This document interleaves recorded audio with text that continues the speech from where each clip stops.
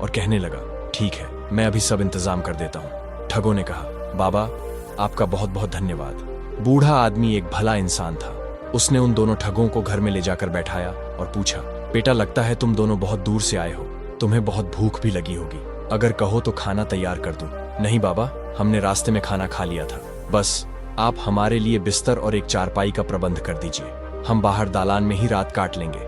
बूढ़े आदमी ने एक चारपाई और बिस्तर निकालकर उन्हें दे दिया और कहा, तुम आराम से दालान में रात काट सकते हो, भगवान आपको हमेशा खुश रखे बाबा। और फिर दोनों ठग घर के बाहर बने हुए दालान में जाकर चारपाई पर सो गए। अचानक आधी रात के समय एक आवाज सुनकर बसंत ने लखन को उठाते हुए कहा, भाई जल्दी से उठो। लखन अचानक से चौंक कर उठा, तुमने इतनी रात को मुझे क्यों जगाया? अरे भाई, आसपास कोई भी नहीं है, लेकिन फिर भी किसी के बात करने की आवाज सुनाई दे रही है। लखन ने ध्यान से सुना तो वह आवाज उसे भी सुनाई दे रही थी। उन्होंने ध्यान से सुना, कोई बोला, कैसे हो भाई? अच्छा हूं, लेकिन आज ठंड बहुत ही ज्यादा है। दोनों ठग बोलने वाले की तलाश में इधर उधर देखने लगे, लेकिन आसपास तो क्या दूर दूर तक उन्हें कोई भी दिखाई ना दिया। हाँ, कुछ दूरी पर बैलों की एक जोड़ी जरूर बंधी हुई थी। जब दोनों ठगों ने उन बैलों की तरफ ध्यान से देखा तो बुरी तरह से चौंक पड़े। लखन, मैं कोई सपना तो नहीं देख रहा?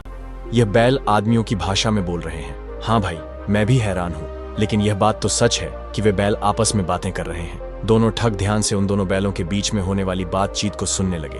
पहले बैल ने कहा, मित्र, हमारे तुम्हारे साथ की यह आखिरी रात है। हाँ मित्र, मैं भी तुमसे यही कहने जा रहा था। अच्छा तुम बताओ कि तुमने ऐसा क्यों कहा? इसलिए कि जो अपना मालिक है उससे पिछले जन्म में मैंने 200 रुपए उधार लिए थे, लेकिन उस जन्म में मैं चुका नहीं पाया था, इसलिए इस जन्म में महीनों तक उसके यहाँ पर हल और गाड़ी में जुटकर मैंने वह कर्ज चुकाया है। कल मेरी मेहनत पूरे 200 रुपए की हो जाएगी और मैं सुबह ही मर जाऊंगा और इस मालिक से आजाद हो जाऊंगा।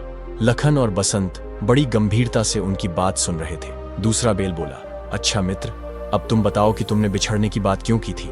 दूसरा बैल बोला, तुम खुशकिस्मत हो मित्र कि तुमने एक ही आदमी से कर्ज लिया था, तुम्हें अपने कर्ज से जल्द ही छुटकारा मिल जाएगा। लेकिन मेरी किस्मत में तो अभी कई और महीनों तक दुख सहना लिखा है, क्योंकि मैंने भी पिछले जन्म में 2 आदमियों से कर्ज लिया था। उनमें से एक तो हमारा यही मालिक है, मैंने इससे 200 रुपए उधार लिए थे। कल तुम्हारे साथ साथ मेरा भी कर्ज पूरा हो जाएगा। लेकिन वह दूसरा आदमी जिससे मैंने पिछले जन्म में 100 रुपए उधार लिए थे, कल वह आकर मुझे इस किसान से ले जाएगा और मुझे अपने हल और गाड़ी में जोत कर तब तक काम लेता रहेगा जब तक कि मैं उसका कर्जा इस जन्म में नहीं चुका देता। पहले बैल ने कहा, लेकिन वह दूसरा आदमी तुम्हें इस बूढ़े किसान के पास से क्यों ले जाएगा? भला यह किसान अपना बैल उसे क्यों देगा? दूसरे बैल ने कहा, ईश्वर ने यह मेरे पैदा होने से पहले ही लिख दिया था, तभी तो इस बूढ़े किसान ने उस आदमी से कर्ज लेकर अभी तक नहीं चुकाया। कल वह आदमी आकर अपनी रकम